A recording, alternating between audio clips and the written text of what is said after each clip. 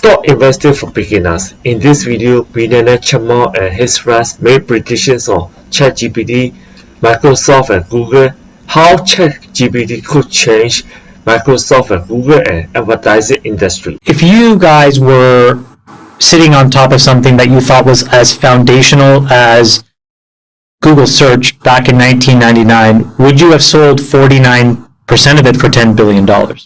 Hard no. I think the answer is no. ChatGPT is an incredibly important innovation, but it's an element of a platform who will get quickly commoditized because everybody will compete over time. Chamath is right. Remember when we got our first smartphones? Apple was one of the first movers. In technology, the first movers usually get a big advantage. So in chat robot industry, we're gonna see one or two players gonna have bigger shares of the market, and we will have a lot of competitors coming in later. But the first companies with the most innovative products with the best marketing skills gonna get the biggest market share in this ChatGPT industry. And so I think what Microsoft is doing is the natural thing for somebody on the outside looking in at an entity that has 93% share of a very valuable category, which is, how can I scorch the earth?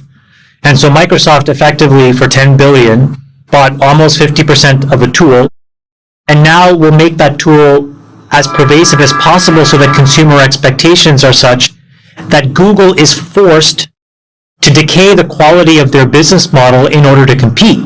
So that, as Friedberg said, you have to invest in all kinds of compute resources that today are still somewhat expensive. And that will flow into the P&L, and what you will see is that the business quality degrades. And this is why when Google did the demo of Bard, the first thing that happened was the stock went off 500 basis points. They lopped off $100 billion of the market cap. They lost $100 billion in stock value because its chat robot Bard made a mistake in the very first demonstration. People thought, oh, this is not as good as ChatGPT. Wait a minute, in 2022, Google engineer thought the company's AI has come to life, and Google fired a software engineer who claims AI chatbot is sentient. It means that Google AI could be much more intelligent than we thought it is. Sentient means the AI has emotions. The AI can think for itself, just like a human being. So everybody freaked out in 2022, and Google fired the software engineer. Remember, Google AI could be much more advanced than we thought it is. Chamath also discussed about how ChatGPT and other AI chat robots could change how Microsoft and Google monetize advertising. Mostly in reaction to, oh my God, this is not good for the long-term business. Explain why it's not good for the long-term business on a mechanical basis. When you get an answer, you don't have to click the links? No, right now, if you look at Google's business, they have the best business model ever invented on earth ever for a for-profit company. It just rains money. This is a business that this year will do almost $100 billion of free cash flow. It's a business that has to find ways, and we kind of joke, but they have to find ways to spend money. Otherwise, they'd be showing probably 50 or 60% EBITDA margins, and people would wonder, hey, wait a minute, you can't let something like this go unattended. So they try to do a lot more things to make that core treasure look not as incredible as it is. They have $120 billion of cash. This is a business that's just an absolute juggernaut, and they have 10 times as many employees as they need to run the core business. I don't know what that is, but my point is that it's an incredible business. So that business will get worse if Microsoft takes a few hundred basis points of share, if Meta takes a few hundred basis points of share, if Tencent does, if a few startups do. Quora, by the way, launched something called Poe, which I was experimenting and playing around with last weekend. If you add it all up, what Satya said is true, which is even if all we do collectively as an industry is take 500 or 600 basis points of share away from Google, it doesn't create that much incremental cost for us, but it does create enormous headwinds and pressure for Google with respect to how they are valued and how they will have to get revalued.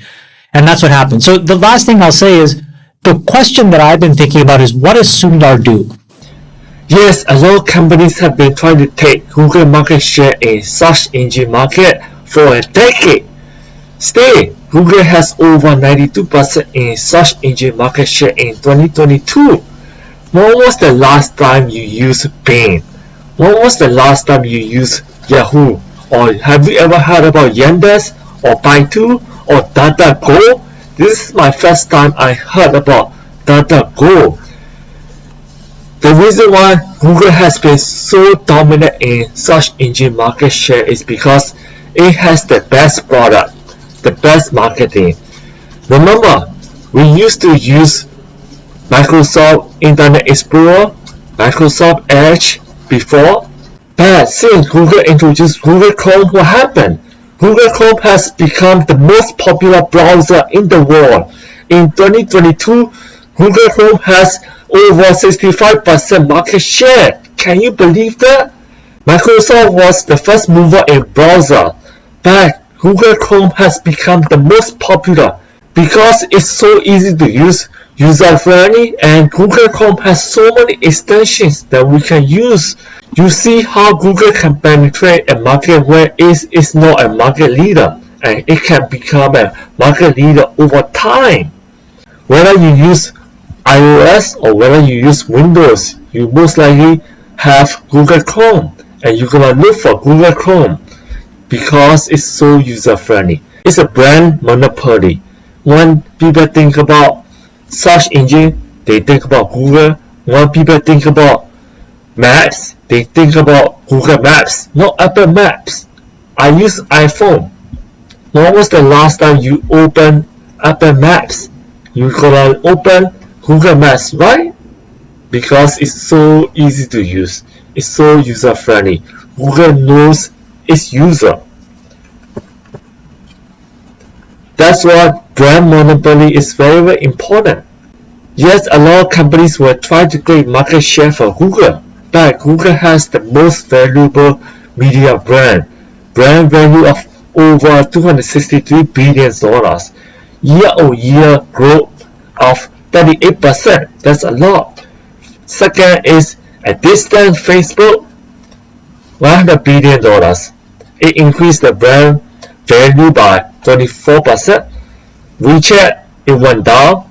TikTok, it jumped a lot, right? But TikTok only has one product. Google has a lot of products. Android, Google Maps, search engine, a lot of products like Google Chrome. So it's really, really hard to compete against Google because it has a brand monopoly. Whenever people think about something, Google has it. Disney, yes. Tencent, yes. These are the top 6 brands in the world. Where is Microsoft? So just think about it. A lot of companies are trying to take Google market share, but Google has the best ecosystem in the world. Like Apple. Apple has one of the best ecosystem. When you use Apple iPhone, it's very hard to switch. When people use Google search engine, it's very hard to switch from Google to another search engine. If you want to look at the chart, you will see that the big difference. Look at the Google. Facebook is not even half of the Google in terms of media brands. Where is Microsoft? You don't see Microsoft here. So just think about it very carefully. Could Microsoft become the first in the search engine? ChatGPT can give them opportunity to make a dent in Bing, but people still use Google search because they are so used to it. It's so user friendly. The question that I've been thinking about is what does Sundar do? Right? So what's the countermeasure?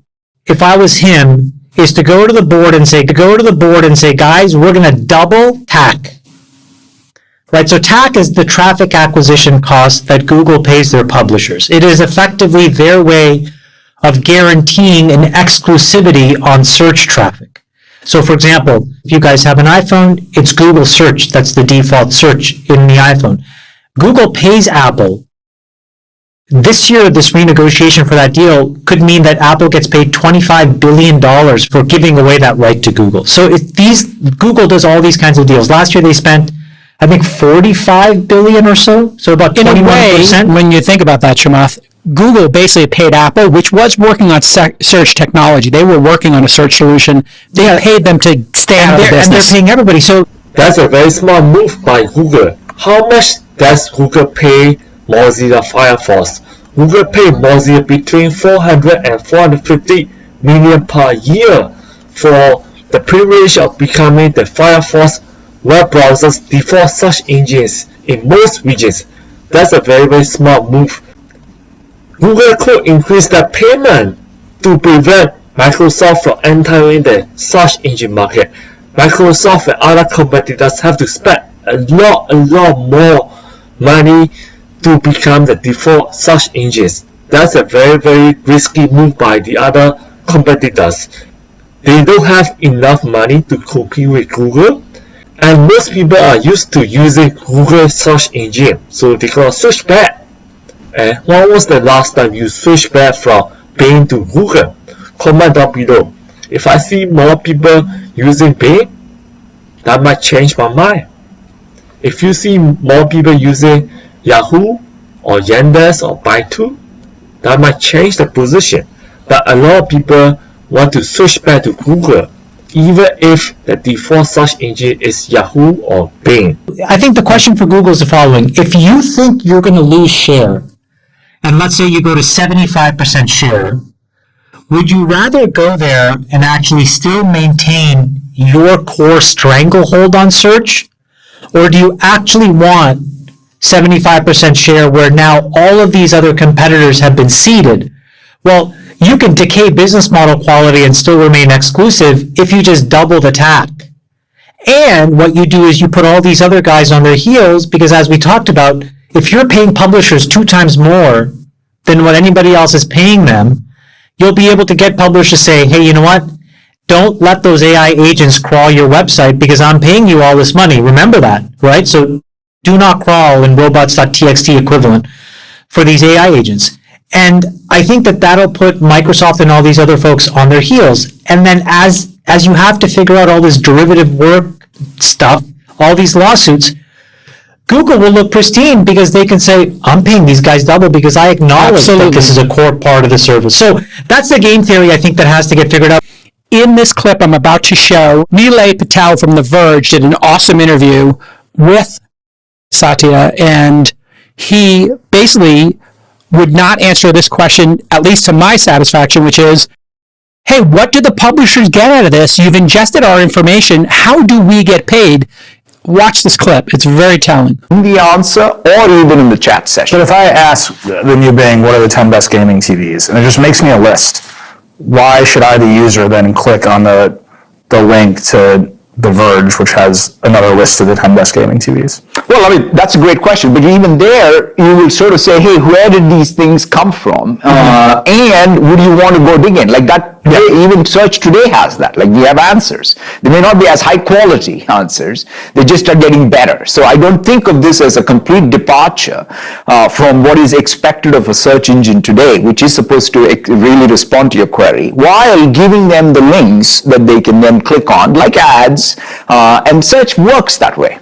In my mind, there's a terrible answer. He needs to address how they get paid. He punted the answer and just said, hey, listen, search works this way. Sachs, will the rights to the data, will Google just say to Quora, hey, we'll give you $1 billion a year for this data set if you don't give it to anybody else? They should. Maybe. Sachs, the strategist, let me hear your strategy here. You're now CEO of Google. What do you do? I think there's maybe even a bigger problem before that, which is I think the whole monetization model might change. So the reason why Google monetizes so well is perceived as having the best search, and then it gives you a list of links, and a bunch of those links are paid, and then people click on them.